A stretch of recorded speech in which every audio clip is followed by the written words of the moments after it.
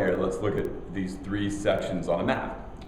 This area up here is the north.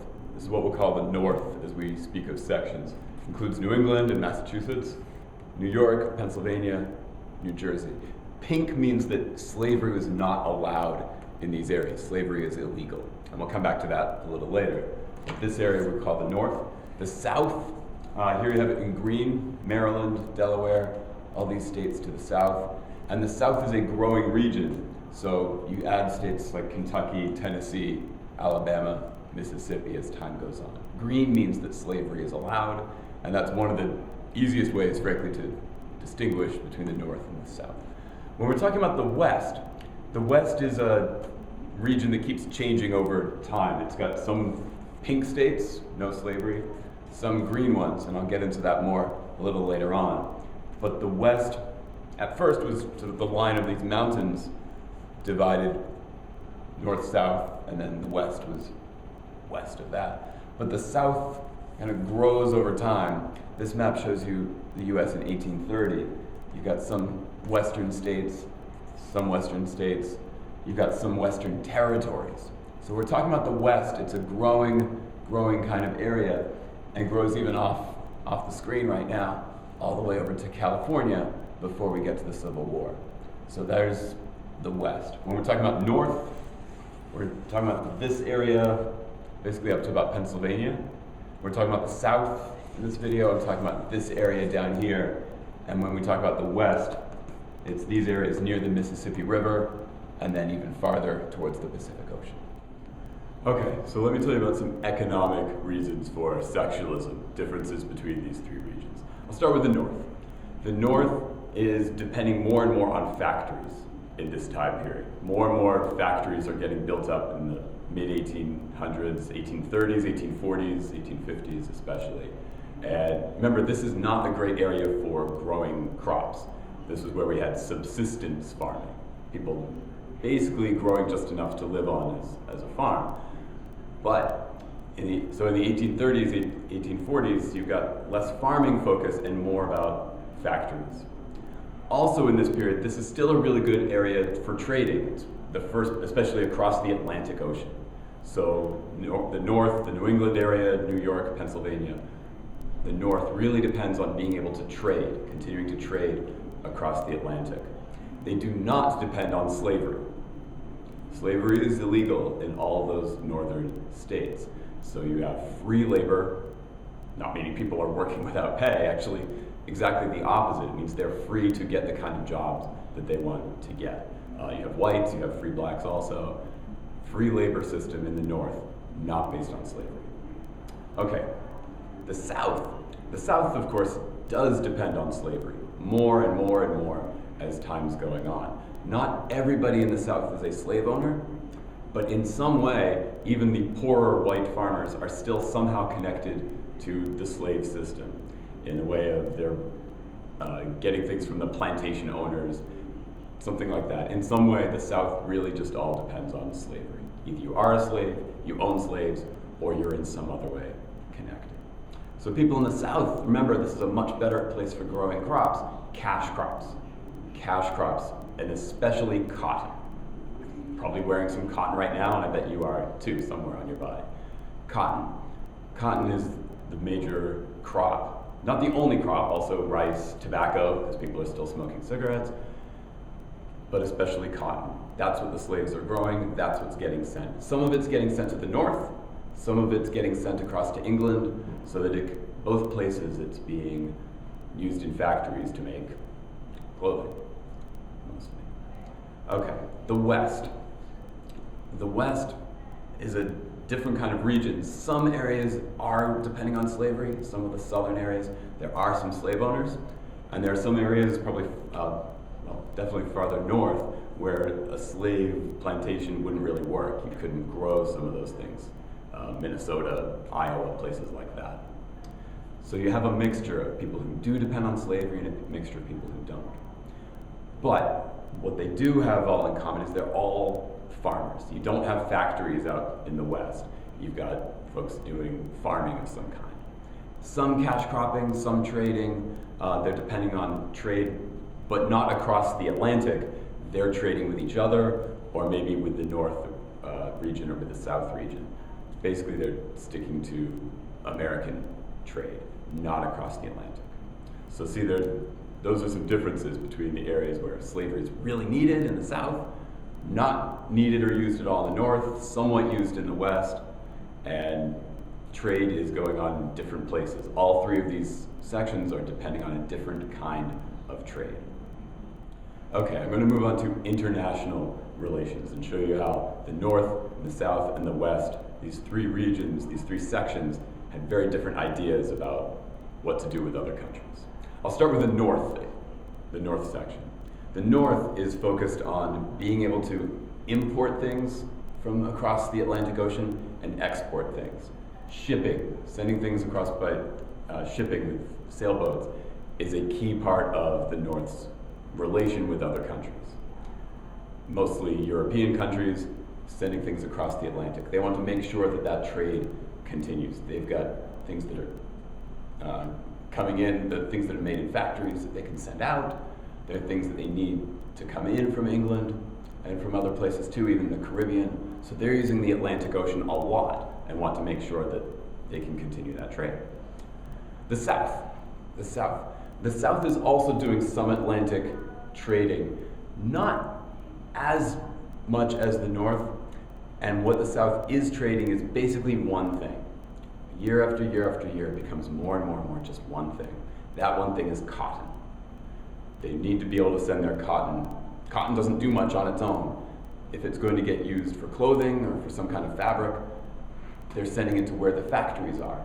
Across the Atlantic to England's factories is one of the main places they're going to be sending, the main place they're sending their cotton. Some they're sending to the north as well, so they depend on that a bit, but internationally, they want to make sure they get the highest price possible for their cotton in England, or wherever else would have enough factories, but basically it's just England. Okay, the West. The West is not concerned with the Atlantic Ocean at all. The West is concerned with all the countries around them. Sometimes that's Mexico, or Spain first, then Mexico. They're French land over there in the early 1800s. They're worried about Canada, British, some of the former loyalists in Canada trying to invade. And of course, there are many Native American tribes who would love to get their land back. In the West, they are almost obsessed. Western settlers are almost obsessed with making sure that they've got the protection that they need, whatever that takes, so that they can continue expanding there. So speaking into war, frankly, the Western folks are most eager for wars. So including the War of 1812, they're eager for that one, making sure that maybe even invading a little bit more of Canada and keeping Canada off their backs. War against Indian tribes, Native American tribes, trying to get them off their land. The Mexican War, of course, is involving Western lands. Western settlers are very eager for that to happen. Going back to the South is eager for some of these wars as well. The War of 1812 kind of split their ideas, because remember, that's going to stop them from trading so much with England, but there may be some other benefits as well. The South gets confused about this sometimes. But any war that's going to help expand slavery, that's the kind of thing the South definitely wants. The Mexican War is an example of that. That kind of land that they get from the Mexican War, like Texas and southern lands, seem like a great place to be able to grow more cotton, expand that slave system. The North, coming back to the North about international relations, remember, they want to keep trading around the Atlantic Ocean. Wars are not good for that. Wars are not good for that kind of trade. So the War of 1812 was not highly supported by the groups, especially in New England. And even the Mexican War, how's that going to help the North? How would that help the North? Really not much. They're all the way up here, Mexico's all the way down there. That's not something that they're into either. So these three regions had different ideas about some of those national wars, different ideas about how to interact with other countries, including England, but also Native American tribes as well. The North, not so much. The South, some involvement with Native Americans. The West is where most of the tribes, remaining tribes are, and that's where a lot of the Indian conflicts end up happening. Okay, let's move to political differences, ways that politics were different in the North, in the South, and the West. So just going back a little bit about international relations, remember the North was not eager to have something like the War of 1812 happen. And in fact, the New England area considered actually breaking off from the United States before the War of 1812 ended. When it seemed like we might actually lose the War of 1812, New England, where there wasn't much support for the war anyway, thought about splitting up so they could continue their trade with England as a separate country. That's how extreme these issues get, that they were even considering splitting off and becoming not just a section, but a whole other country. Of course, that did not happen, but that's how extreme things get. Mostly about government and the idea of government. Mostly, the New England, the North area wanted a strong national government. A strong national government that could make sure that roads and canals and eventually railroads are getting built to help trade with the other regions, especially to the West. So they can get more things from the West, they can sell more things to the West. Again, a strong national government basically is the kind of thing that the North is looking for. The Constitution, making sure that that kind of stronger system, stronger than the Articles of Confederation, that's the kind of thing that works for the North. Helps keep things stable.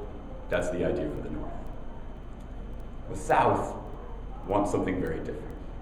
The South, Virginia is one of those southern states. Virginia was one of those states that really wanted that Bill of Rights. North Carolina was another state that was very concerned about rights. And the biggest right that they're concerned about is losing the right of property, the right of owning slaves. The South, most folks in the South are much more eager to have a weaker national government. Let the states be stronger. Let the states decide what they want to do, if they want to keep slavery or not, how they want to deal with other kinds of issues. And in fact, at a few points in the 1800s, some of the southern states talk about splitting up from this country. In the 1830s and 1840s, they start talking about splitting up from this country. And of course, in the 1860s, they do try that, and that's what causes, of course, our Civil War. But we're not getting into that just yet. But politics of the South is much more about freedoms. The Bill of Rights is a much higher priority for folks in the South than it is, frankly, for many folks in the North. And the South wants a weak national government that's going to stay out of their business, especially about slavery. They get to be terrified of the idea of a national government that's going to cancel slavery. So what about the West? How does the West feel about this? Well, like with the other issues, it ends up being a mixture. It ends up being kind of a mixture. Remember, you have some slave owners and some non-slave owners.